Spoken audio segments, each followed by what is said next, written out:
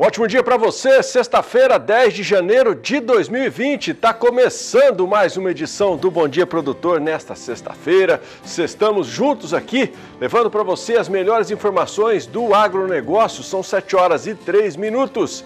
E nesta edição do Bom Dia Produtor de hoje, nós vamos falar sobre o fechamento das exportações do agro em 2019. Segundo dados divulgados pela Secretaria de Comércio Exterior, a Cemex, o volume de carne suína embarcado no ano passado superou em 16% os números de 2018. E você vai ver também. Ministério da Agricultura apreende 63 toneladas de produtos de origem animal e vegetal que entraram de maneira irregular no Brasil.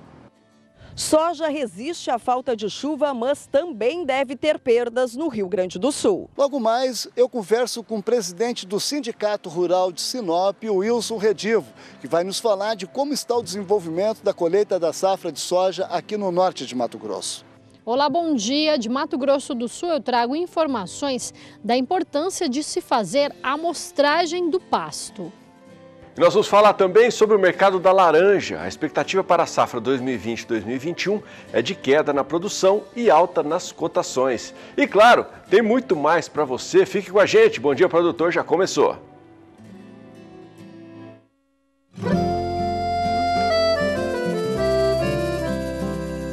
Acorda que o galo já cantou e o sol já vem fazer brotar mais um novo dia. Lenha no fogão, café pra esquentar e a bicharada no quintal. Bota pra molhar, tira leite no curral. Arreia o cavalo, tem gado pra campear.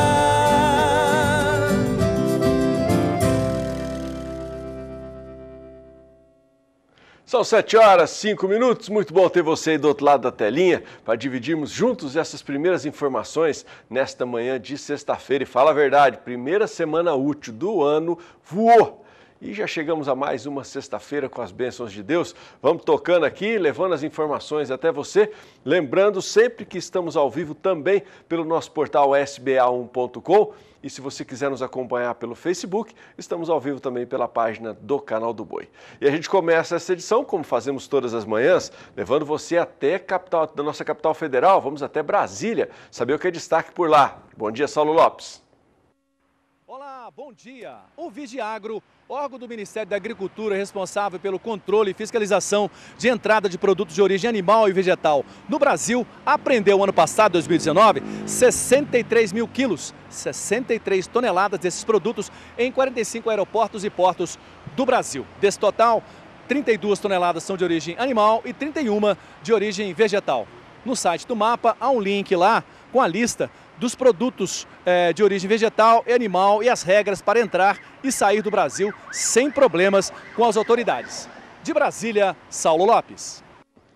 Valeu, Saulo. Vamos falar agora de mercado do boi gordo. Vamos acompanhar a análise da Escola de Consultoria, hoje com a participação da Marina Zaia. Olá a todos. Hoje vamos falar um pouco sobre o fechamento do mercado da carne e do boi em São Paulo, nesta quinta-feira, dia 9 de janeiro. Bom, começando com o boi gordo, na Praça Paulista, o mercado está firme, com oferta restrita e menor necessidade de compra de gado por parte dos frigoríficos. Destacamos que a diminuição no ritmo de negócios observada na reta final de 2019 ainda não foi revertida totalmente, e a toada é de lentidão em São Paulo. Agora falando um pouco sobre a demanda por carne no mercado interno, mesmo diante de um cenário de oferta equilibrada, o escoamento fraco pressionou os preços da carne bovina e o preço do boi casado de animais castrados caiu 5% desde o início do ano. Destacando que um dos agentes do mercado tem feito ofertas de venda abaixo dessa referência, conjuntura que pode inchar o mercado de carne e retrair os preços. Bom, pessoal, por hoje é isso. Eu sou Marina Zaia, médica veterinária e analista de mercado aqui da Escola de Consultoria. Muito obrigada a todos e até a próxima. Bom, vamos falar de preços então, vamos dar aquele tradicional giro de todas as manhãs pelas regiões do país, ainda trazendo números de cotação do boi gordo para você, com a apuração da Escola de Consultoria, e vale sempre a pena destacar, os preços que eu vou te mostrar são para uma boiada comum, à vista e livres de furo rural. Começamos juntos com os preços mínimos da região sudeste, entrando aqui na minha tela e para você acompanhar aí em casa, os preços de São Paulo, Minas Gerais, Rio de Janeiro e Espírito Santo. Na região sudeste, nós tivemos queda de R$ 3,50 no sul de Minas e queda de R$ 3,00 no Rio de Janeiro. Na região sul, agora, queda de R$ 2,00 em Santa Catarina. Vamos para o centro-oeste, primeira tela aí com destaque para Goiás e Mato Grosso do Sul.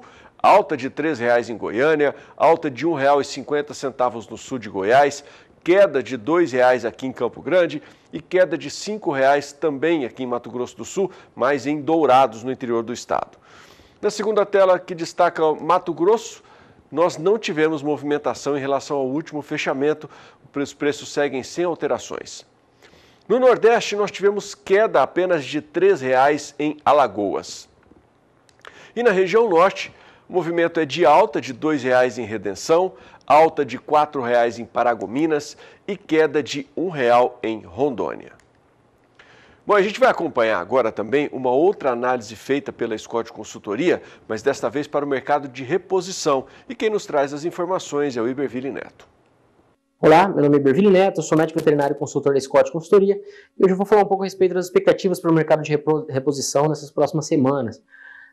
Nós temos observado já há algumas semanas uma movimentação bem pequena devido ao período de final de ano e a tendência agora é que tanto vendedores como compradores voltem gradativamente às negociações. Então, mas o momento atual é de boa qualidade das pastagens, o que aumenta por um lado a demanda, só que por outro lado aumenta também a capacidade de retenção por quem tem gado para vender. Então, o cenário esperado é de preços firmes para reposição. E uma parte disso vem também da expectativa de preços firmes para o boi gordo ao longo de janeiro, passado esses últimos meses aí de pressão, dessa acomodação de preços para o boi gordo. Atualmente, o que nós temos observado é um cenário de preços firmes para o boi gordo, embora com um volume pequeno de negócios, e isso deve dar uma certa coragem para quem tem reposição para comprar, e já que a oferta também não está grande e quem está vendendo reposição possui pastagens. Então, esperamos preços firmes e no curto prazo, mas também com volume ainda em recuperação de negociações. Então, o cenário que nós temos atualmente é esse, vamos acompanhando. Um abraço, até a próxima. Bom, deixa eu trazer para você agora preços sobre como ficou a relação de troca entre boi magro, boi gordo, bezerro e garrote. Vai entrar na sua tela aí, as telas para você acompanhar. Em Mato Grosso do Sul, né, o valor da arroba a R$ 186. Então você está vendo ali, ó, boi magro R$ 2.390. Na relação de troca dá para você comprar aí 1,7 pelo preço, né, de um boi gordo na arroba de 16,5 arrobas. Boi magro dá para você comprar 1,3. Pelo garrote, 18 meses a R$ 1.900, equivale a 1,7. E bezerro, por R$ 1.700, equivale aí a 1,8 arrobas.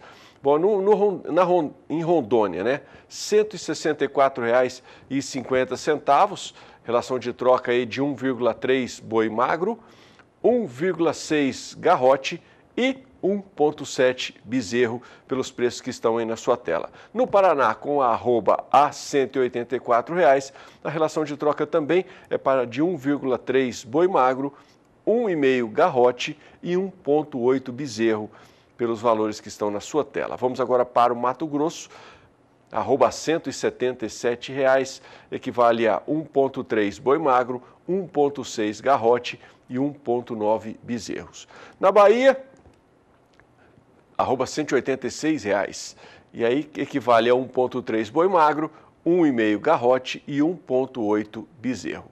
E a gente fecha a relação de troca trazendo para você informações sobre São Paulo, onde a arroba está em R$ 200, equivale a 1,3 boi magro, 1,6 garrote e 1,9 bezerro. Bom, e a amostragem do pasto deve ser feita especialmente ou preferencialmente uma vez a cada estação. Essa é a orientação da Embrapa. E a repórter Kylie Rodrigues esteve na Embrapa e conversou com uma pesquisadora sobre este assunto e nos traz informações no quadro Tecnologia e Produção.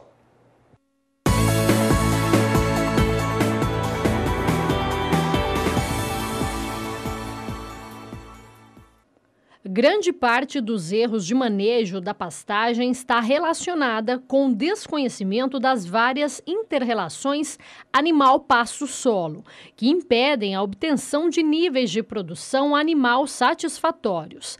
Fazer a amostragem da forragem permite bases concretas para fazer os ajustes da taxa de lotação dos animais na área. É a técnica que vai mostrar a quantidade exata de forragem e o quanto o pasto está crescendo por dia. A massa de forragem diz quanto de matéria se tem no momento do corte. Com um molde, um quadrado, que pode ser de 1 metro quadrado ou de 0,25 de área, e corto toda a forragem presente aí dentro, peso, seco, tem todo um procedimento, né? E aí, com esse resultado, eu tenho a massa de forragem em quilos por hectare de matéria seca. Dá para medir ainda o acúmulo de forragem, porém a indicação é utilizar dados de pesquisas e literaturas para estimar a taxa de crescimento, de acordo com o tipo de solo e clima da região em que está inserido. Se em pastejo rotacionado, por meio dos cortes da entrada e de saída dos animais, dividido pelo número de dias de descanso que o pasto ficou descansando, eu tenho um acúmulo. Mas se eu tenho pastejo contínuo na propriedade, eu só consigo medir o acúmulo com o uso de gaiolas de exclusão. Isso não é a realidade do sistema de produção, isso é feito em pesquisa. A amostragem do pasto deve ser realizada preferencialmente nas mudanças de estações. São os técnicos de campo os responsáveis pelo procedimento. A recomendação é que a amostragem seja feita preferencialmente uma vez a cada estação. Se na fazenda não se tem logística para isso, o ideal é fazer por épocas, águas e seca, ou então nas transições, nas vezes em que o produtor veja necessidade de ajustes de lotação de animais do piquete. De Campo Grande, Kaile Rodrigues. Bom, e a safra 2019-2020 de soja é considerada boa pelos produtores do norte do Mato Grosso. Vamos acompanhar informações com o Valdir Pacheco. Produtores do Médio Norte de Mato Grosso deram início à colheita da safra de soja 2019-2020 na segunda quinzena de dezembro. A expectativa é colher 33 milhões de toneladas. Aqui ao meu lado eu converso com Wilson Redivo, presidente do Sindicato Rural de Sinop, que vai nos falar como é que está o andamento dessa safra aqui no norte de Mato Grosso. Redivo. Olha, na grande região de Sinop, o plantio ocorreu um pouco mais tarde em função da falta de chuvas na época ideal de plantio. Então atrasou um pouquinho o plantio da safra de soja. Consequentemente, vai atrasar o período da colheita. Nós acreditamos aí que se intensifique a colheita a partir aí do dia 20 de janeiro, mas o grosso da colheita vai ocorrer no mês de fevereiro. As expectativas são boas, a cultura se desenvolveu de forma espetacular, o tempo tem contribuído bastante, não tem faltado chuvas e que as coisas corram tudo bem durante a colheita, porque a safra só se concretiza quando ela é finalizada, quando o produto está depositado nos armazéns. Então ainda tem muito chão pela frente, tem muita coisa para acontecer ainda. Mas nós acreditamos e torcemos que seja uma boa safra e que o produtor tenha bons rendimentos nas suas atividades. Na região Médio-Norte, os produtores plantaram espécies precoce, visando o plantio da segunda safra de algodão e milho, né? Quer dizer, estão dentro da janela ideal. E aqui no Norte, como é que está se dando? Olha, é uma tendência natural de pegarem variedades de ciclos mais curtos, porque você elimina uma série de problemas que decorrem de variedades de ciclos mais longos. E hoje nós temos variedades altamente produtivas com um ciclo mais curto do que nós plantávamos antigamente. Então essa é uma tendência natural. O produtor tem, aqui na nossa região, as variedades aí tem em média de 100 a 108 dias, 110 dias de ciclo. E são variedades com caixa de produção muito melhores que as anteriormente plantadas. A expectativa de produção é que ela se concretize. É aquilo que eu digo que basta finalizar a colheita para a gente ter os reais dados apurados. Agora começa um período da chuva mais intensa aqui no norte, né? E a preocupação é com a ferrugem asiática. O produtor deve fazer as aplicações preventivas? Olha, o produtor já vem fazendo, essa é uma prática que já está, um dos fatores, a ferrugem asiática é um dos fatores que contribuiu para a elevação da produtividade. porque o produtor passou a fazer 3, 4 aplicações de fungicidas preventivamente. Então, além de controlar a ferrugem, ele controla as doenças de final de ciclo que antes ele não fazia. Quando não existia ferrugem asiática, nós não aplicávamos fungicida, aplicávamos 1 ou 2 mãos de fungicida. Então, hoje se aplica 3, 4 mãos de fungicida, até 5, e isso faz com que se controle as doenças de final de ciclo e que aumentem a caixa de produtividade da cultura. Ok, Redivo, muito obrigado pela sua participação. Acabei de conversar com o presidente do Sindicato Rural, Wilson Redivo. De Sinop, Mato Grosso, Valdir Pacheco. Bom, hora do nosso primeiro intervalo comercial nesta edição do Bom Dia Produtor. É hora de convidar você, na verdade, para acompanhar aí as informações dos nossos parceiros e deixar você à disposição também para participar com a gente aqui desta edição do Bom Dia Produtor através do WhatsApp. É direto e reto, sua mensagem mandando aí, chega na nossa produção aqui e a gente pode mandar um abraço apertado para você. Participe pelo 998631001. No próximo bloco, nós vamos falar sobre como a falta de chuva no Rio Grande do Sul pode prejudicar as principais culturas de verão, a soja e o milho. Eu volto já.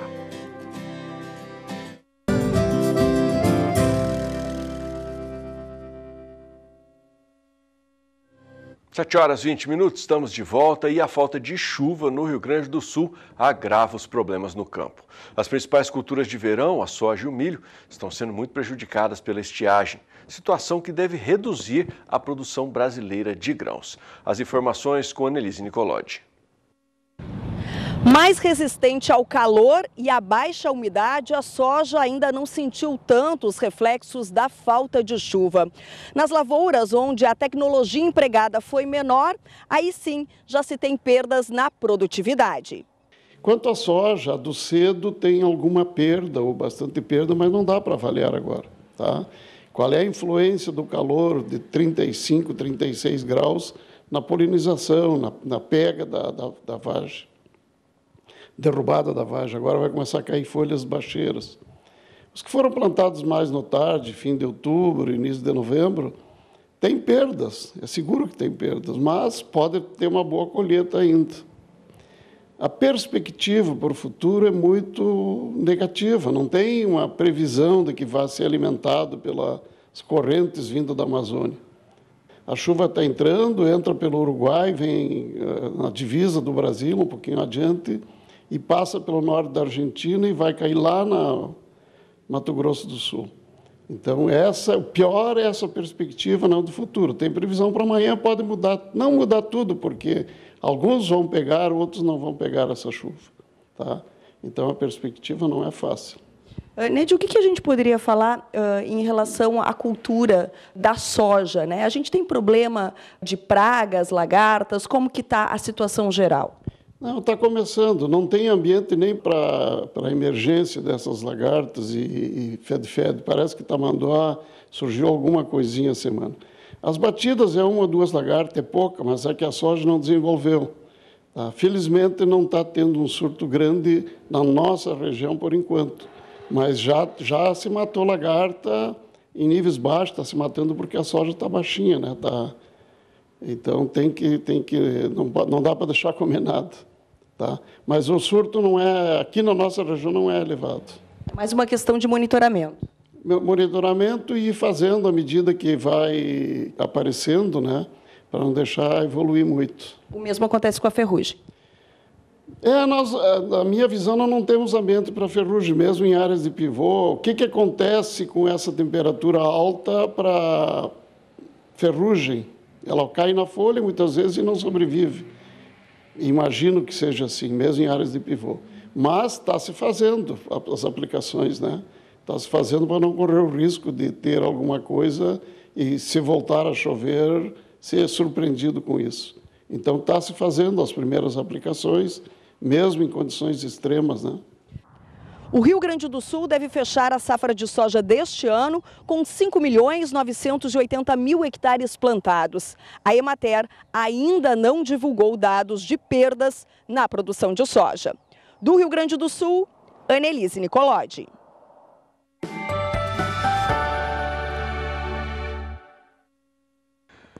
As exportações brasileiras de carne de frango, considerando todos os produtos entre in natura e processados, aumentaram 6,4%. Já a carne suína bateu recorde em volume e encerraram 2019 com saldo e receita positivos, segundo a Associação Brasileira de Proteína Animal, a ABPA. Mas quem vai comentar sobre este sucesso nas exportações, está aqui no estúdio com a gente já, é o analista de agronegócio João Pedro Cuti Dias. Bom dia, João. Bom dia a todos vocês. Não, realmente, mas mais importante que esse número de 6, pouco mais de 6%, é você ver que dezembro, no caso do frango, nós batemos o recorde, 361 mil toneladas, é um número extremamente expressivo. Ou seja, e a mesma coisa aconteceu com o suíno, 76 mil toneladas. São dois números extremamente importantes. Eu vou pedir para a técnica colocar as telas, que nós podemos abordar em cima disso aqui. Olha a diferença que tem de 2018 em relação a 2019. Você não tem uma diferença muito grande em termos de 100 mil toneladas, pouco mais de 100 mil toneladas. Porém, quando você pega o total do frango, não apenas in natura, que foi 360, mas total, quase 400 mil toneladas em dezembro, você projeta uma situação extremamente favorável para o ano de 2020. Nesse ano 2020, nós temos a possibilidade de reativar 20 frigoríficos que foram desabilitados pela União Europeia. Se isso acontecer, você vê que esse número aqui pode aumentar de forma significativa. E nós estamos falando em 7 bilhões de dólares, é um volume bastante expressivo. O Brasil disputa o primeiro lugar no frango com os Estados Unidos. O americano tem uma vantagem, que ele consome muito a carne do peito do frango e exporta a carne mais escura, que é o coxa, etc. E o Brasil não, aqui no Brasil nós somos bem democráticos, a gente come todas as cortes do frango e nós brigamos no mercado internacional com os Estados Unidos. O grande fator, o grande vetor desse aumento das exportações de frango foi a China. A China precisou de suprir aquela lacuna de 15 milhões de toneladas de suíno que ela perdeu em função da doença, e ela está fazendo um esforço muito grande no sentido de diversificação do consumo de proteína animal, tanto carne bovina, peixe, frango, etc., para suprir aquela diferença que ela não consegue atender no mercado suíno. No Brasil hoje, se vocês olharem os investimentos, especialmente no sul do Brasil, você tem um volume muito grande de novos galpões de frango para atender essa possibilidade de expectativa nos próximos 2 anos do mercado favorável. O risco que tem é depois de 2023, aí como é que fica o mercado? Bom, nós temos que ser competentes para poder enfrentar isso aí. O frango, ele tem uma agilidade muito grande. Nós chegamos a alojar perto de 600 milhões de pintos mês. Voltamos a menos de 500 mil, 490, 495 milhões. Ou seja, o frango, ele oscila, mas você tem condições de regular. O mercado está sobrando carne, o que os caras fazem? Em vez de incubar os ovos férteis, vende os ovos no mercado, como ovo comercial. E diminui a oferta de pinto alojado, 42 dias depois você tem uma menor produção de carne. Ou seja, no frango você tem essa agilidade, você não tem no boi, não tem em outras carnes, mas no frango você tem. O Brasil tem um modelo de produção na integração, em que o frigorífico, a empresa, a cooperativa, o frigorífico, que ele dá assistência técnica, entrega o pinto, entrega a ração, busca na hora. Ou seja, é uma cadeia azeitada, que ela trabalha azeitada. A outra carne que está subindo também, vou pedir para trocar a tela, é a carne suína. Quando vocês olham a carne suína, nós exportamos 646 mil toneladas e esse ano vamos para 750 mil. E não duvido muito que nos próximos 1 ou 2 anos a gente chegue próximo de 1 milhão de toneladas. A média em dezembro foi 76 mil. Se você projetar essa média de dezembro para o resto do ano, nós estamos falando mais de 900 mil toneladas. O Brasil tem potencial, tem condições. O suíno e o frango dependem de 2 coisas, que é o milho e o farelo de soja. Nós somos temos uma oferta significativa desses 2 produtos. Nós temos exemplo do frango, Também o suíno tem um modelo de produção. Chegou a um ponto de sofisticação que em algumas regiões você tem criador especializado em produzir o leitão. Leitão desmamou, passa para um outro produtor que vai fazer a terminação. Ou seja, a tecnologia hoje no suinocultura é impressionante. Se você olhar o avanço, o número de leitões desmamados, acima de 28 leitões desmamados por porca durante o ano, isso é uma máquina de fazer carne. O suíno hoje é um animal com uma carne magra. É uma carne macia, uma carne magra, de alto valor proteico. Então, além das exportações, você vê hoje no Brasil um aumento do consumo in natura, que era muito baixo, 10, 12 quilos por habitante ano, agora está aumentando de forma significativa. Você tem hoje um aumento também, uma expectativa de crescimento da produção de suíno no Centro-Oeste, em função da oferta de grãos, que há uma oferta positiva de grãos de milho e de farelo de soja.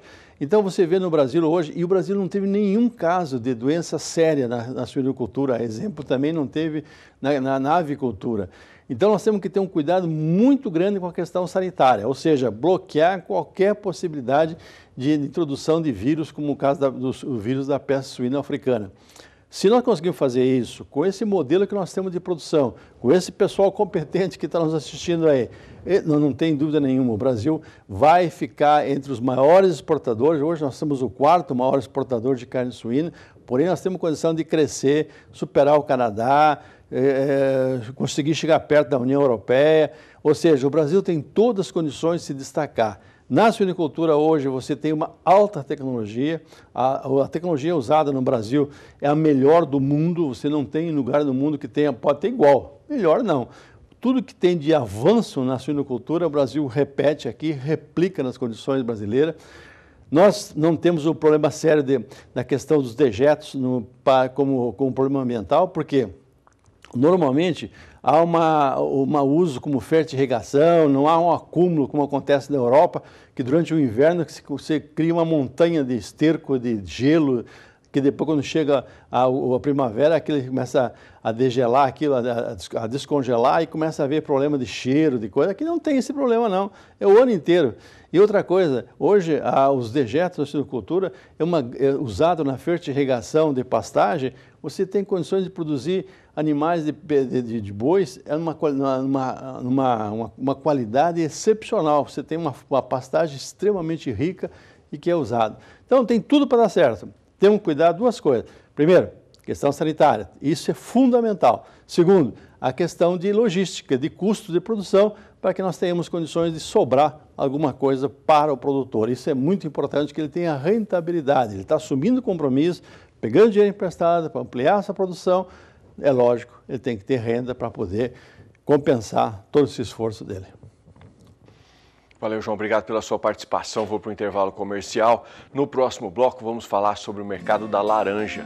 A expectativa para a safra 2020-2021 é de queda na produção e alta nas cotações. São 7h32. Eu volto já.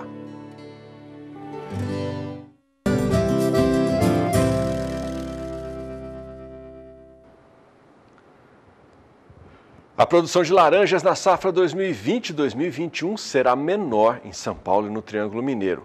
É o que afirmam pesquisadores do CEPEA, o Centro de Estudos Avançados em Economia Aplicada da Exalc-USP. Mas se de um lado a receita tende a diminuir por conta da produtividade mais baixa, de outro, os valores pagos ao produtor tendem a subir para quem fornece para a indústria. E se hoje o citricultor tem um mercado mais leve, isso não ocorria há 25 anos atrás. Foram períodos de crise para a citricultura que exigiram muito trabalho e a busca de alternativas para superar dificuldades. E para superar as dificuldades das últimas 3 décadas, os irmãos Fávero correram para o mercado de fruta de mesa. Hoje, 25 anos depois, eles produzem 1.600.000 caixas por ano. A luta dos Fávero e os conselhos de quem lutou muito para ganhar mercado, você acompanha agora com Emílio César Fávero, diretor da Alfa Citrus. Os últimos 25 anos não foram fáceis, em todo o período, para empresas que atuam na citricultura. Sejam produtores, sejam também indústrias de suco, distribuidores de produtos, frutas para a mesa. Bom, mas algumas empresas têm mostrado um sucesso superando as dificuldades. entre elas a Alfa Citrus.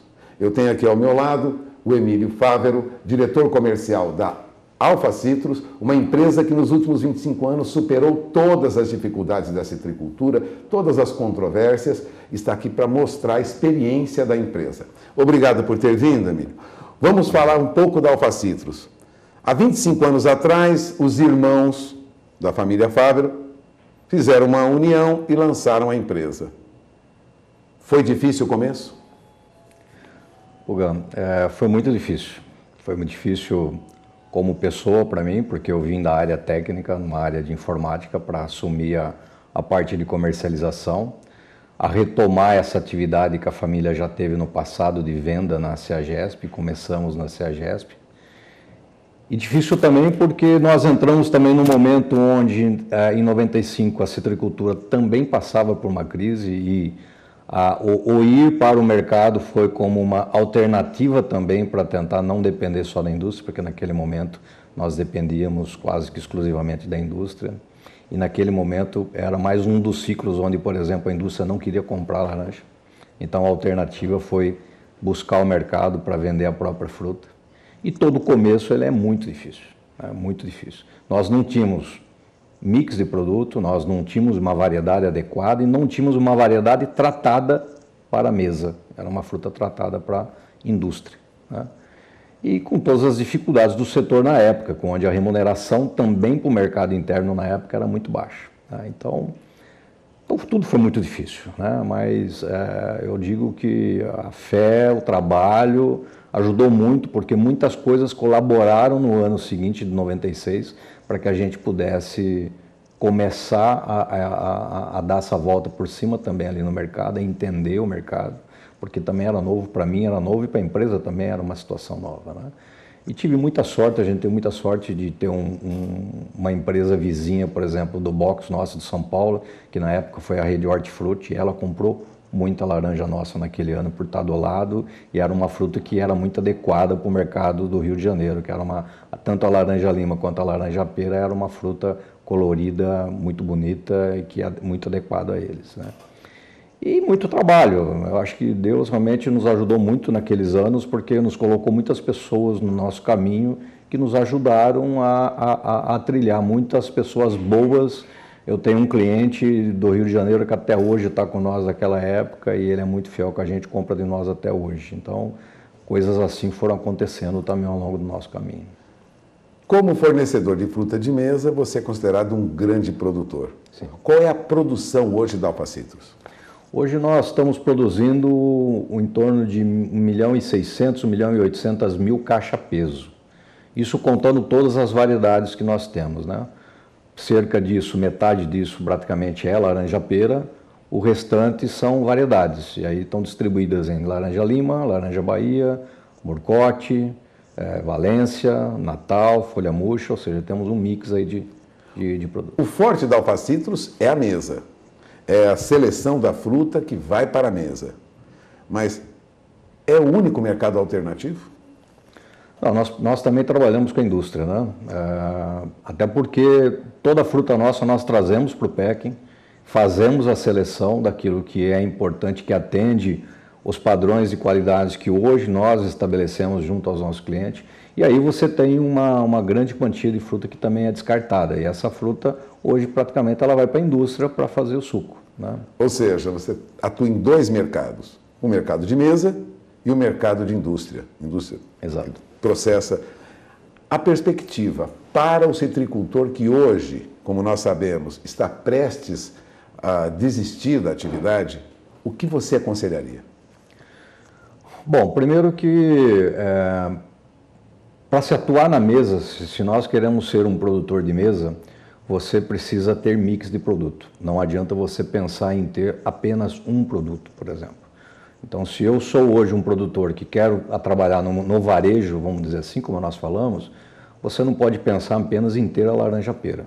Você precisa ter a pera e precisa ter todas os outros produtos que compõem a cesta do que seria a cesta de citros dentro de um varejo, dentro de um supermercado. Inclusive comprando de outros produtores também. Sim, porque a não ser que você tenha a sua produção distribuída em vários locais, para que você possa explorar o período de produção adequado de cada um deles, você também tem que ter parceiros de compra. No nosso caso, a nossa produção está muito localizada em Botucatu. E ali você tem um período muito definido de início e fim de colheita. Então nós temos ali cerca de 3 meses no ano que eu tenho que comprar laranja, porque a fruta ali ela não está ainda no ponto certo de colheita. Agora, você tem um mix, você trabalha com frutas que você também não produz. Ou seja, a empresa se abriu para um mercado mais amplo. Essa seria a alternativa para o produtor de laranja que não quer abandonar a citricultura?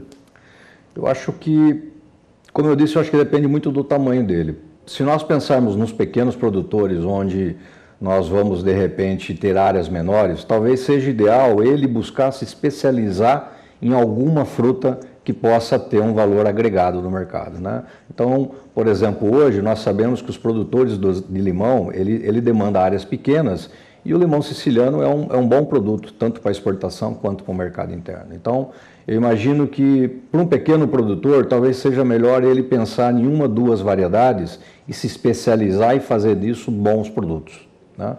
Ou então ele realmente se pensar em se especializar para a indústria. Aí sim, vamos pensar em produção ou de laranja-pera ou de Valência, frutas que deem volume, que ele trabalhe focado em custo, e aí a qualidade sim é importante do suco, mas ele tem que ser muito específico no custo para que ele possa se manter no mercado nessa gangorra que é o preço de indústria. Uma hora razoável, uma hora um pouco melhor, uma hora um pouco pior. Exatamente. Equilibrar custo e preço de venda na citricultura é muito difícil, Emílio? Ela é difícil porque você tem muitas variáveis que muitas vezes você não controla, né? Vamos pegar, por exemplo, um ano como esse. Nós tivemos um período de chuva, floresceu, tivemos uma boa florada, tratou-se essa florada, né? Ou seja, você despendeu muitos recursos para cuidar dessa florada, aí depois nós vemos um período de seca onde essa florada se perde totalmente. E aí você tem que começar o trabalho novamente nas novas floradas. Então, essas coisas você não controla. Então, o custo ele é fundamental no nosso negócio. A gestão financeira da tua empresa ela é fundamental no negócio, para que você possa atravessar esses períodos de incertezas que você tem, essas coisas cíclicas, de ciclos bons e ciclos ruins. Então, é importante que você se mantenha equilibrado, saudável nisso daí, e controlar o custo na mão, na unha, porque ele é determinante, porque nós temos uma atividade onde o preço não somos nós que fazemos, a gente depende da oferta e procura, da demanda que tem no mercado e de variáveis até externas. Os custos dos nossos insumos são todos custeados em dólar, e dólar nós não controlamos. Então, essas coisas todas afetam muito a nossa atividade. Então, é importante tem que estar fazendo uma gestão de financeira e gestão de custo muito precisa dentro do negócio. De olho em 2020, 2021, 2022, quem trabalha com laranja tem que pensar em anos. Sim. Não pensa em meses, não pensa em semanas. Longe disso, pensa em anos. Qual é a perspectiva para a citricultura brasileira com o greening, com as dificuldades de oscilação do mercado, com o dólar oscilando muito, com a alta dos custos de produção? O que você diria, com a sua experiência, que vai ocorrer daqui para frente?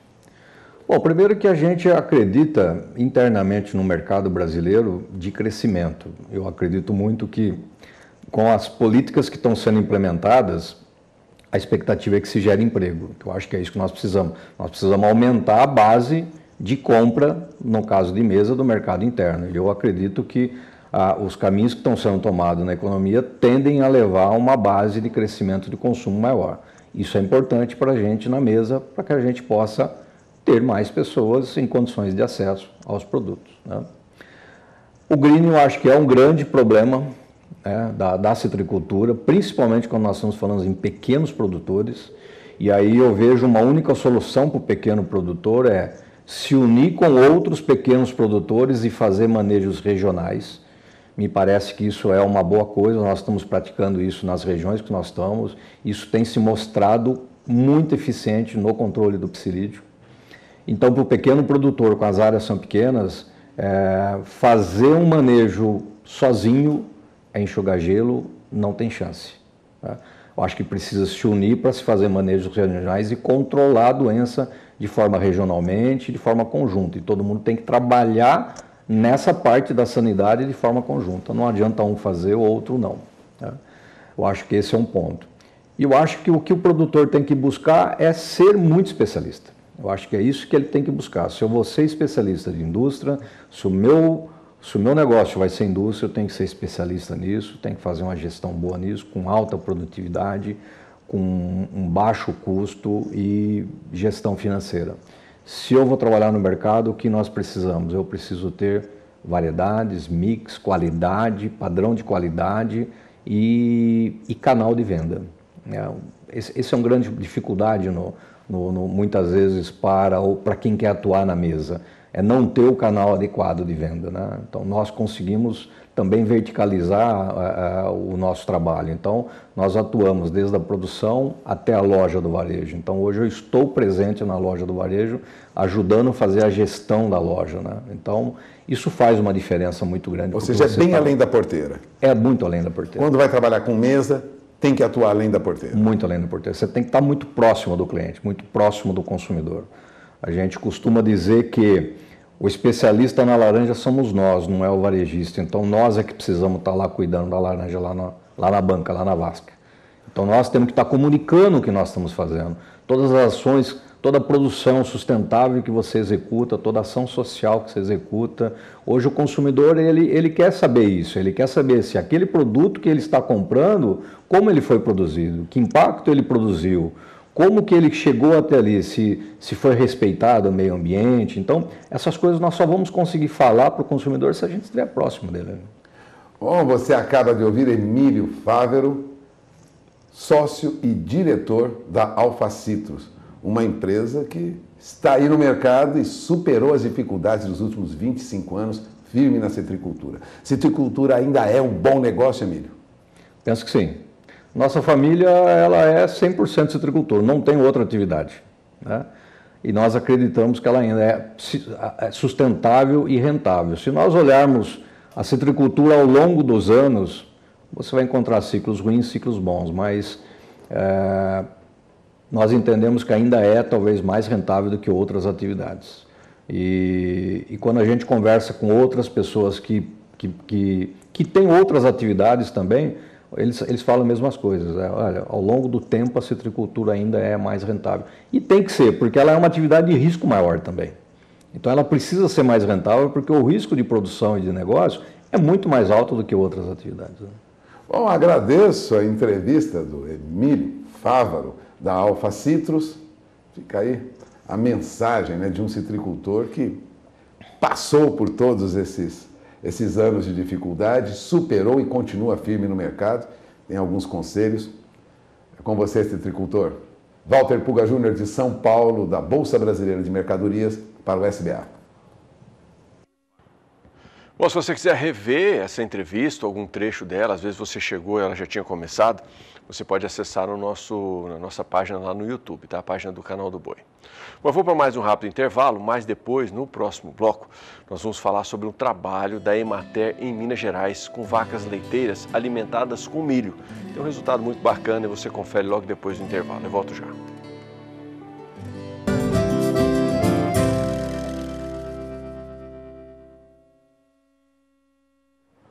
Sete horas e 52 minutos, estamos de volta e o milho é um alimento importante na alimentação do gado de leite.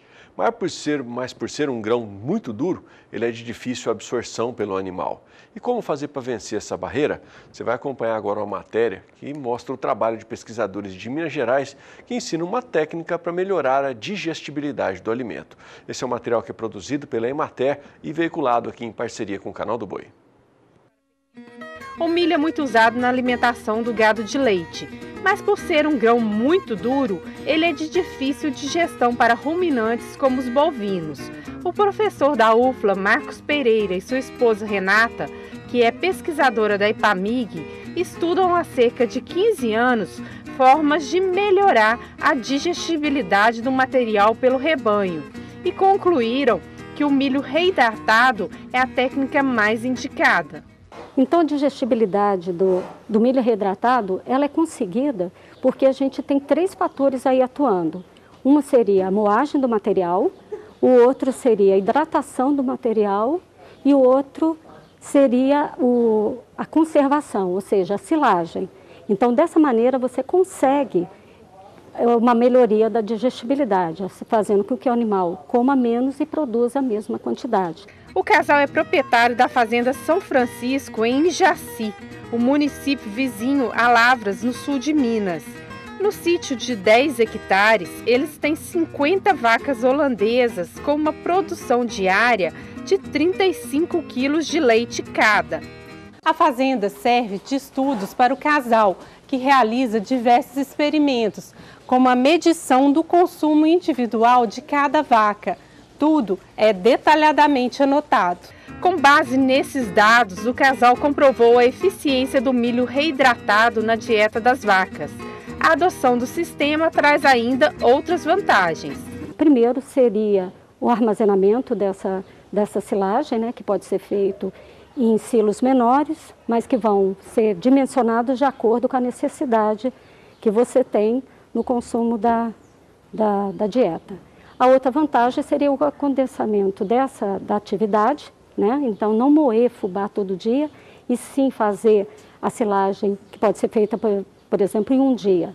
E a outra, que é uma das vantagens que a gente viu em termos de experimento, é a maior eficiência, uma melhor eficiência alimentar, que com a digestibilidade o animal acaba comendo menos e produzindo a mesma quantidade de leite ou até mais. A moagem do grão pode ser feita com diversos equipamentos, de acordo com o volume a ser ensilado. O triturador de grãos é o ideal para os silos de tamanho pequeno a médio. Uma coisa importante é hidratar de forma homogênea. Certo? Então a gente adaptou alguns canos aqui nesse moinho, esse é um moinho normal de grãos, né? Então à medida que o moinho vai moendo, já vai saindo uma água numa vazão que a gente regula. A gente busca ter mais de 30% de umidade no momento da ensilagem. Ideal mesmo, entre 30 e 40, 35 é uma meta bem comum. Se a água não for bem homogeneizada, ela pode causar fungo na silagem. O professor também chama a atenção para o tamanho das peneiras usadas no triturador. Então, no silo que a gente vai abrir logo, rápido, a gente moe fino. Muitas vezes a gente moe fino até só a boca do silo, na hora que você vai abrir, né? Posso moer mais grosso e no final da silagem você usa uma peneira mais fina para o que você for usar mais rápido. O que é usar rápido? Menos que 30 dias. Se você for ensilar mais que 30 dias, mais ou menos, né, você pode usar uma moagem mais grosseira. O bom armazenamento da silagem também é importante para garantir um alimento de qualidade na ração do rebanho. Então, no caso, a gente forrou as paredes, forra o fundo, né, que é uma coisa que não se faz normalmente em silagem de planta inteira de milho, né, e mais porque o alimento é um concentrado, é uma ração, a gente não quer ter perda nenhuma. Coisa importante, na hora de descarregar, tirar reto, e 15 a 20 centímetros por dia aqui, ó, certo? Então, por causa da entrada de ar no silo, se você não descarregar pouco, o material vai encontrando com oxigênio e ele vai esquentar, vai dar fungo, pode dar problema. Então é importante descarregar 15 a 20, por isso tem que calcular o tamanho do silo. Os silos também podem ser concretados. Outra possibilidade, indicada principalmente para pequenos produtores, é ensilar em tambores. Além de ser mais barato, não há desperdício do material, mas não dá para descuidar na hora de dar a ração. E o manejo do descarregamento é muito importante, o mais rápido possível antes de ser oferecido aos animais. Se você tirar uma silagem e colocar na temperatura ambiente, ela vai esquentar, isso pode deprimir o consumo. Então a gente descarrega cedo, antes da alimentação. Seguindo esse passo a passo, os pesquisadores aumentaram a eficiência alimentar do rebanho. Achar um grão de milho inteiro no esterco do gado virou coisa do passado e a produção de leite está maior. Legal essa dica, né? Bom, nós vamos falar agora sobre as exportações de máquinas agrícolas que subiram em dezembro de 2019 no acumulado do ano, segundo a Associação Nacional de Fabricantes de Veículos Automotores, a Anfávia. Quem traz os detalhes é Rosa Cabral. Produção de máquinas agrícolas e rodoviárias somou 2.000 unidades em dezembro, com baixa aí de 48% sobre novembro e a queda de 58,8% na comparação com os mesmos meses de 2018. No acumulado do ano passado, a produção chegou a 53 mil unidades, com baixa de 19,1%. As exportações totalizaram 900 unidades em dezembro, também registrando baixa de 15% sobre novembro e aumento de 7% sobre o mesmo mês de 2018. Mas no acumulado do ano, as exportações somaram 12 mil unidades, com alta de 1,5% sobre o mesmo período do ano anterior.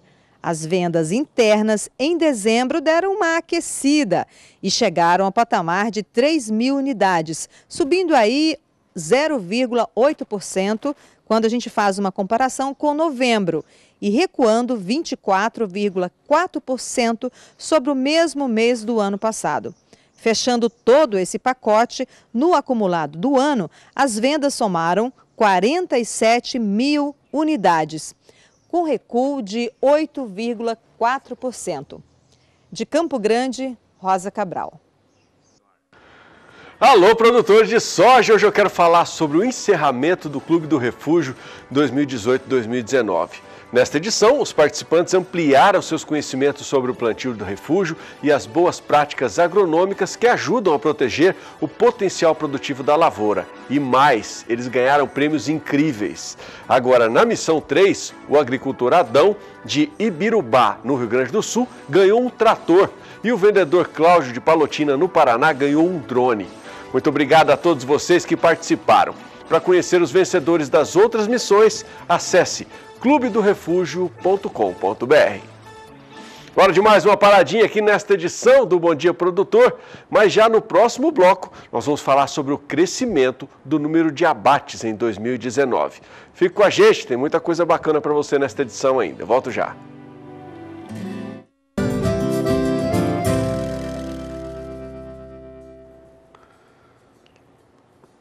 8h02, você viu aí no intervalo algumas propagandas já de leilões que já começarão a ser transmitidos aqui na nossa programação. E já tem muitos leilões previstos, tá? A partir da semana que vem a gente já retoma aí o movimento de leilões aqui na programação. Se você quiser saber quais são, já pode dar uma conferida lá no sba1.com/agenda de leilões.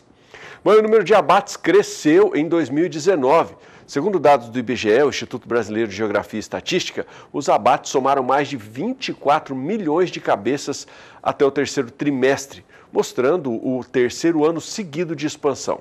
Sobre este assunto e sobre as perspectivas para 2020, a jornalista Sara Kirchhoff conversou em São Paulo com Gustavo Machado, ele que é consultor da Agrifato. Acompanhe a entrevista. Gustavo Machado, mais uma vez seja bem-vindo ao canal do Boi, ao SBA. E a gente vai falar então sobre os abates de 2019. Os números oficiais consolidados saem em março, né? O IBGE que divulga, mas já deu para ter uma ideia aí de que ano foi esse, né?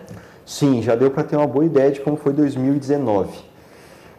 Os dados que nós temos agora são entre janeiro e setembro de 2019, os 9 primeiros meses, né? O que eles mostraram para a gente? A gente já teve um aumento do volume de animais abatidos, foram animais mais pesados. Muito possivelmente essa tendência também continuou naquele último trimestre de 2019, né, aquele período turbulento com preços máximos, né, então também um interesse de venda maior. E uma produção de carne relativamente maior, também subindo em 2019. Exportações muito em alta, também dão dicas de como que foi o consumo interno, né? E eles também falaram aí, o IBGE também traz a participação de fêmeas, falando do ciclo pecuário e da participação de novilhas, que também é uma tendência importante nesses últimos anos. Aí falando da participação das fêmeas, teve queda na participação das fêmeas em 2019? A que se deve isso? Exatamente, é um indício aí do ciclo pecuário, né? A participação de fêmeas já caiu, então entre janeiro e setembro, o IBGE trouxe um número de 31% de fêmeas, novilhas e vacas participando dos abates. Nos anos anteriores, 2018 e 2017, foi 33%. Né? Então, caindo aí de 33% nos últimos 2 anos, para depois 31%. E a expectativa é que agora, em 2020, a participação de fêmeas continue diminuindo. Né? Ainda fique abaixo desses 31% nesse período. Então, é o rebanho bovino brasileiro diminuindo nos últimos anos e agora vai voltar o interesse para a cria a gente vai começar a reconstruir o rebanho brasileiro e a reposição tende também a ficar mais cara nesse cenário. Isso deve trazer preços ainda mais altos dos atuais patamares? Sim, esse é um fator positivo para a arroba, né? A gente deve ter agora em 2020 aquela inversão do ciclo pecuário, então que é para a fase de alta. Com menos vacas, com menos fêmeas participando dos abates, você tem uma oferta menor.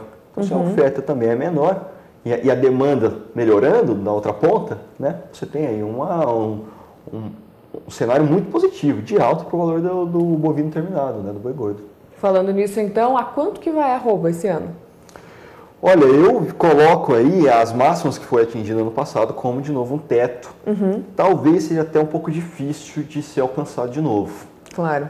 Porque o que aconteceu ali em novembro do ano passado, outubro do ano passado, foi um cenário muito particular. Muito diferenciado, né? Em função, sempre citando, né? Peste suína africana na China, devastou uma parte importantíssima do rebanho e fez com que o Brasil participasse mais ativamente ainda na oferta de proteína. Exatamente. Nossas exportações em 2019 subiram 12%, 12,4%, né? Boa parte disso para a China. Então, sim, ela teve uma necessidade de consumir, de importar proteína animal, né, que enxugou toda essa oferta e colaborou para esses preços mais firmes aqui no Brasil. Né? As exportações foram muito mais aquecidas do que o ritmo que a gente conseguiu produzir mais carne. Né? Então, isso ajustou essa relação. E a expectativa para a arroba em 2020? Estou esperando a resposta ainda. É difícil colocar um valor, mas eu tenho uma expectativa que nesse primeiro semestre fique aí orbitando entre uns 180 e 200 reais para a arroba, talvez até um pouquinho acima disso. Eu coloco 200 reais como um valor aí chave, um valor importante. Aí para o segundo semestre, especialmente no final do ano, a tendência é de alta mais uma vez no movimento natural, né? A expectativa é de alta, sim, né? Porque é um período de entre safra, exportações devem continuar em altos agora nesse ano, e aí vai ser um período realmente que muito possivelmente a gente vai ter um equilíbrio em patamares mais altos. Perfeito, então, Gustavo. Mais uma vez, obrigada pela sua participação aqui conosco, pela contribuição. Muito obrigado, Sara. Muito obrigado pelo convite. Esse foi, então, o Gustavo Machado, consultor da Agrifato, e nós devolvemos o sinal para Campo Grande. É com vocês. Obrigado, Sara. Vamos falar agora de pecuária leiteira e acompanhar o trabalho desenvolvido em uma fazenda na Califórnia, que usa os produtos da Cemex para aumentar a sua produção. Acompanhe.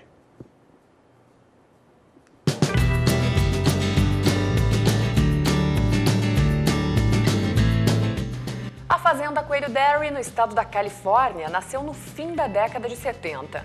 Anos depois, já bem mais tecnificada e moderna, foi uma das pioneiras na utilização do programa Immunity Plus da Cemex. A ferramenta garante vacas mais resistentes a doenças, aumentando a longevidade do rebanho e garantindo mais economia para o produtor. A Cemex sempre veio até nós com as melhores novidades, os novos touros e, recentemente, com o novo programa Elevate, que já começamos também a utilizar. Isso foi há 3 meses atrás e, antes desse período, nós sempre tentamos atingir o próximo potencial. O Elevate é o primeiro programa totalmente automatizado do mercado, que oferece, por meio do teste genômico, além de um mapeamento completo do rebanho, a identificação exclusiva de animais Immunity. O Elevate é um programa que, em primeiro lugar, vai fazer uma seleção de fêmeas por sua origem, por sua genealogia. Uma vez identificadas essas fêmeas, estrategicamente vai se utilizar de informações genômicas. Serão feitos testes genômicos. Esses testes não irão funcionar da mesma forma para todas as fazendas. Eles irão depender do nível genético da fazenda, da quantidade de reposição disponível, ou seja, o programa tem a flexibilidade para se adaptar à realidade da fazenda, sem fazer um investimento extra que não seja necessário. Nos barracões da Coelho Dairy, a temperatura deve ficar em torno dos 21 graus. E a cada 30 segundos, um jato de água é disparado automaticamente para garantir mais conforto térmico para o local. O cuidado garante uma melhor taxa de prenhez, impacto que também é notado na qualidade do produto.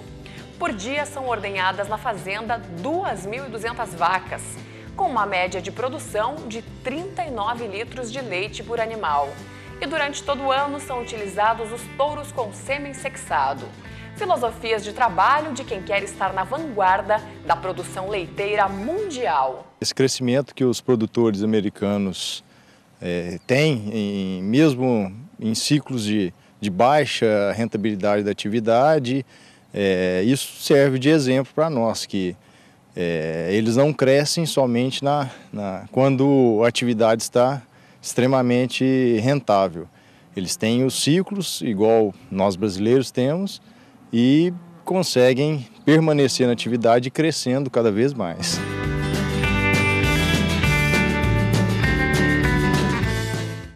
Bom, na correria do dia a dia no campo, às vezes falta tempo para o produtor fazer algo mais, né?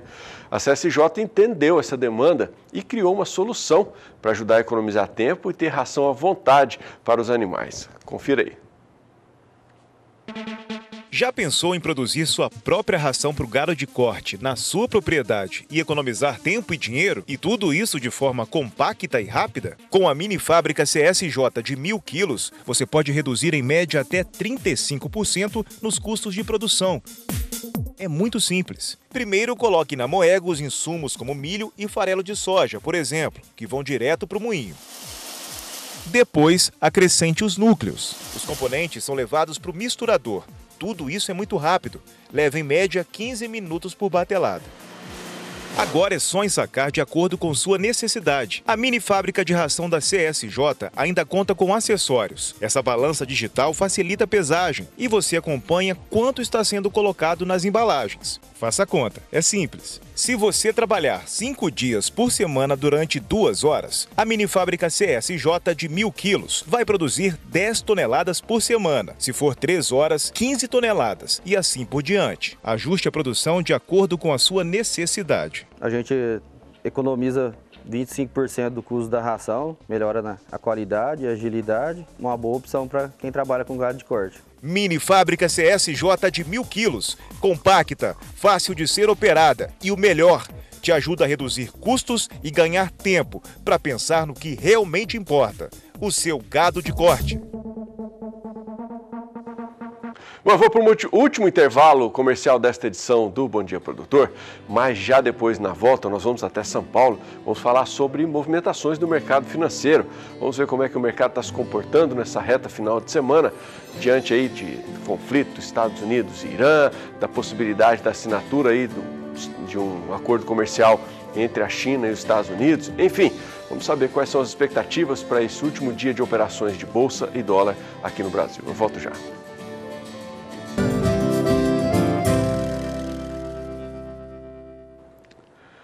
Novidade na produção de orgânicos no estado de São Paulo. A Secretaria de Agricultura e Abastecimento do estado criou um grupo técnico de trabalho para fomentar a cadeia paulista de alimentos orgânicos. A Rosa Cabral fala os detalhes para a gente. Caros agricultores da produção orgânica paulista, a ideia é garantir a segurança dos produtores e processos e valorizar o desenvolvimento sustentável. São Paulo é um dos estados protagonistas na produção de alimentos orgânicos, ocupando a 3ª posição no ranking nacional. Na prática, vai funcionar da seguinte maneira: o grupo técnico vai identificar e propor possíveis demandas de projetos ou convênios e analisar o enquadramento das demandas na área de agricultura orgânica. Identificar e estabelecer as parcerias, além de buscar recursos para o desenvolvimento das propostas. Vai acompanhar ainda a implantação e implementação dos projetos, monitorar e avaliar os impactos. Vai promover a capacitação dos profissionais, dos técnicos da Secretaria de Agricultura e Abastecimento. Outro viés a ir a ser feito é transferir conhecimentos para o setor da produção de agricultura orgânica e garantir, facilitar o acesso de pequenos e médios produtores às políticas públicas do agronegócio paulista. Nos últimos 7 anos, o número de produtores orgânicos cadastrados triplicou no país, segundo o levantamento do Ministério da Agricultura, Pecuária e Abastecimento. De 2010 a 2018, as unidades de produção cresceram 308%, de 5.400 para 22.064 unidades. Bacana, né? De Campo Grande, Rosa Cabral. A colheita de soja pode ultrapassar 124 milhões de toneladas na safra 2019-2020. Pelo menos é o que prevê estudos da consultoria Agroconsult anunciados ontem. Nós vamos até São Paulo, agora até a Bolsa Brasileira de Mercadorias, conversar com Walter Puga Júnior, porque a estimativa da Agroconsult é otimista quando se fala em aumento de produção. Né, Puga? Bom dia.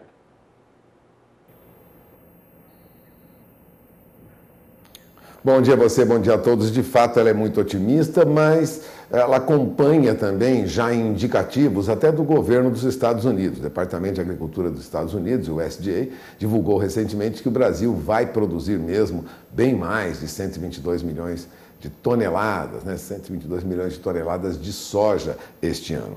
De qualquer maneira, a estimativa é bem otimista, Há expectativa de maior rendimento das lavouras de soja do país na atual temporada. A produção brasileira de soja deve atingir um recorde, segundo a Agroconsult, de 124 milhões e 300 mil toneladas agora em 2019 e 2020. Os estudos foram anunciados ontem, quando a empresa voltou a fazer o lançamento do seu tradicional Rally da Safra, A Agroconsult visita, a partir de agora, diferentes regiões do país, percorre fazendas, percorre regiões, faz contato direto com produtores rurais para apurar as suas estimativas e afinar, vamos dizer assim, as suas estimativas. A Agroconsult vai a campo, nas principais regiões produtoras do país, a partir já da próxima semana. Ela havia previsto uma colheita de 124 milhões de toneladas em dezembro. Melhorou essa estimativa agora para 124 milhões e 300 mil toneladas. Segundo estudos da consultoria, a produtividade deve alcançar 56 sacas e meia de 60 quilos por hectare na atual temporada. Na temporada passada, nós tivemos uma produção ligeiramente acima, em média, produtividade, de 55 sacas por hectare. É o que lembrava a consultoria. Ainda ficaria abaixo daquele recorde. Nós tivemos, em 2017 e 2018, uma produtividade perto aí de 58 sacas por hectare. 57,9 sacas por hectare. Será uma produtividade menor, mesmo assim que será maior do que no ano anterior. No Mato Grosso, segundo a Agroconsult, é o principal estado produtor de soja, O plantio ocorreu dentro do calendário, há chances até de se estabelecer um novo recorde de produção, é o que lembrava André Pessoa, ele é presidente da Agroconsult. Ele estima que no estado do Mato Grosso a produção deve aumentar, ou melhor, a produtividade deve aumentar 1%. É o maior produtor nacional e ela deve atingir no Mato Grosso uma produtividade de 57 sacas e meia por hectare. Há preocupações com alguns problemas climáticos no Rio Grande do Sul, um dos mais importantes produtores de grãos do país, onde poucas chuvas danificaram a semeadura logo no começo da soja, como lembrou André Pessoa, mas de qualquer maneira nós teremos aí uma produção recorde já confirmando consultorias, governo americano, estimativas de diferentes centros de pesquisa, vamos produzir muita soja este ano. E as nossas exportações podem atingir até 78 milhões de toneladas agora em 2020. É o que lembrava também a Agroconsult ontem, quando lançou o Rally da Pecuária aqui em São Paulo, As exportações do Brasil podem chegar a 78 milhões de toneladas, mas, lógico, isso vai depender muito, as nossas exportações, do acordo comercial entre Estados Unidos e China, Principal compradora da soja brasileira e a maior importadora mundial de soja, a China tende a adquirir 54 milhões de toneladas de soja somente do Brasil em 2020, caso um acordo entre Estados Unidos e China de fato seja implementado. Caso não ocorra esse acordo nos moldes previstos, talvez a importação chegue até um pouco maior do que isso. Mas há previsão de exportação de 78 milhões de toneladas. Bom, quanto à soja, carro-chefe da produção brasileira, do agronegócio brasileiro, é de se esperar mesmo que nós tenhamos aí a liderança, não só na exportação, como também na produção mundial de soja. Já ultrapassamos os Estados Unidos, A perspectiva é boa para 2020. É esperar que os preços também se mantenham em valores razoáveis que remunerem o produtor rural brasileiro. Adriano?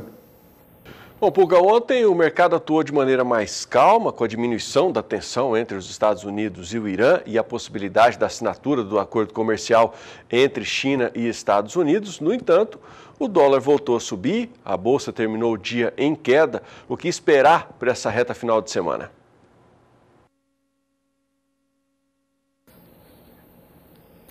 Olha, há uma acomodação no mercado agora, depois de um tumulto no começo do ano, né? Quem acompanha o dia a dia, acompanha também o trabalho que nós temos aqui no Canal do Boi, percebeu, né? Crise entre Estados Unidos e Irã, perspectiva de uma assinatura de acordo comercial com os Estados Unidos e a China.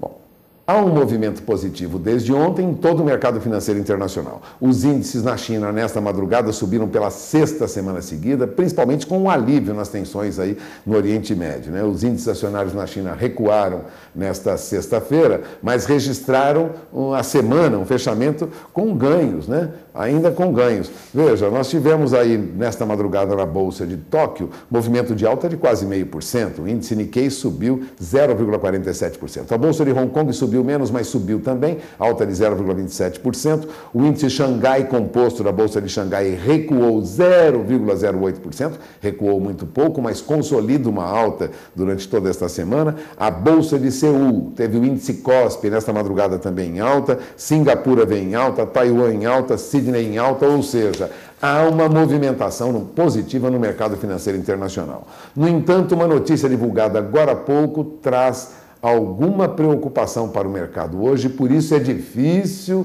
imaginar o que pode ocorrer. É que o presidente dos Estados Unidos, que anunciou no mês passado que a fase 1 do acordo comercial com a China seria assinado em 15 de janeiro, afirmou ontem que ele será assinado logo depois. Ou seja, sempre há uma dúvida em relação à posição dos Estados Unidos. Provavelmente porque agora os Estados Unidos já percebem que a expectativa de um grande aumento na compra chinesa de produtos dos Estados Unidos diminuiu muito, que aliás já foi noticiado ontem no início da noite, né? Poucos dias antes desse acordo comercial entre Estados Unidos e China, grandes compras de soja da China e uma série de medidas inesperadas do governo chinês reduziram as expectativas do governo norte-americano de dobrarem as importações de produtos agrícolas, né, dos Estados Unidos neste ano. Tudo isso atrapalha, de certo modo, a negociação e causa dúvidas no mercado.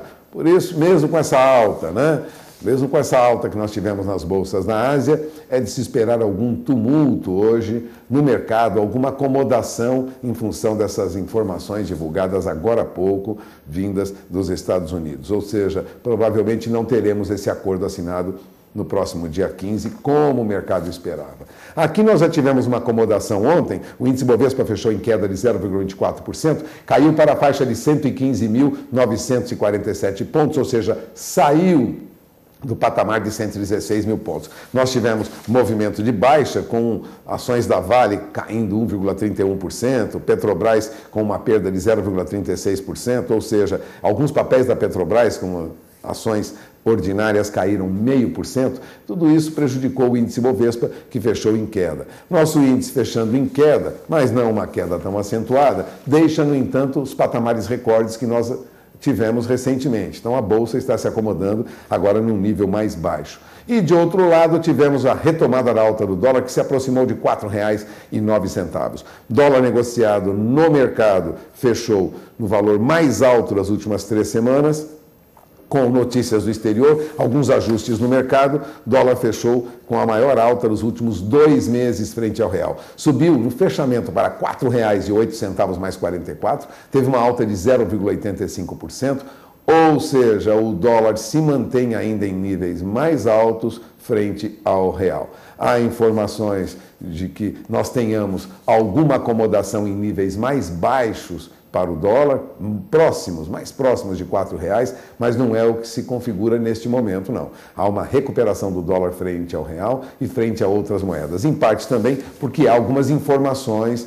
divulgadas ontem pelo Banco Central, dando conta de que nós tivemos que desfazer, né, de quase 37 bilhões de dólares de nossas reservas cambiais por conta daquela saída acentuada de 44 bilhões de dólares do país rumo ao exterior. Portanto, uma acomodação no mercado deve ocorrer, eu falo do mercado brasileiro, também submetido às pressões e às informações e alguma conturbação que possa vir de fora. De olho na informação, porque o dólar deveria estar perto de 4, mas está se aproximando de R$ 4,10. Essas são as principais informações dessa sexta-feira. Durante a nossa programação, você terá mais informações sobre a evolução dos negócios com os principais produtos agropecuários e, mais do que isso, sobre a evolução dos negócios no mercado financeiro. É com você, Adriano.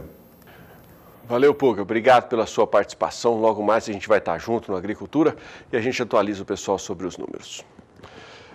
Bom, é isso. Logo mais, a partir do 12h10, eu vou estar no Agricultura BR, cobrindo as férias do Fabiano, né? Tá tranquilo, sossegado por aí, né? E eu estou aqui cobrindo as férias dele e o Puga participa comigo logo na abertura do programa. E aí sim, com bolsa e dólar operando, e a gente tem condição de manter você atualizado em relação aos números do mercado financeiro nesta sexta-feira. Vamos torcer aí para que seja um dia calmo, um dia de movimentos positivos, mas o futuro a Deus pertence. Eu lembro a você que você também pode ficar atualizado sobre informações do agronegócio ou informações também da programação aqui do Canal do Boi e Agrocanal, acompanhando o nosso portal sba1.com. Lembro também que temos conteúdos exclusivos para você que gosta de dar aquela sapeada nas mídias sociais. Procure a gente tanto no Instagram, bem como no Facebook. Pelo Instagram é @canaldoboi1 e pelo Facebook, Canal do Boi. E você pode também acompanhar toda a nossa programação e todo o nosso conteúdo baixando aí no seu telefone o nosso aplicativo SBA Play. E você tem sempre aí na palma da sua mão as principais informações do maior canal de agronegócios do país. Tudo à sua disposição lá na sua loja de aplicativos, tá? Tanto para o iOS, bem como para o Android. Bom, e eu vou ficando por aqui, chegando ao final nessa edição do Bom Dia Produtor nesta sexta-feira. Eu só tenho mais uma vez que agradecer a sua companhia, agradecer quem ficou comigo ao longo dessa semana. Se você chegou só hoje também, tá valendo, receba um abraço apertado, deixo aqui o desejo de um final de semana show, abençoadíssimo e já reforço o convite. Se puder estar comigo 12h10, Agricultura BR para você ao vivo aqui pelo Canal do Boi. Não vai poder? Próxima segunda-feira, a partir das 7 horas da manhã, a gente está junto. Deixo aqui um abraço apertado, desejo de um ótimo final de semana. Afinal de contas, amanhã é dia de dormir até acordar. Tchau, tchau, galera!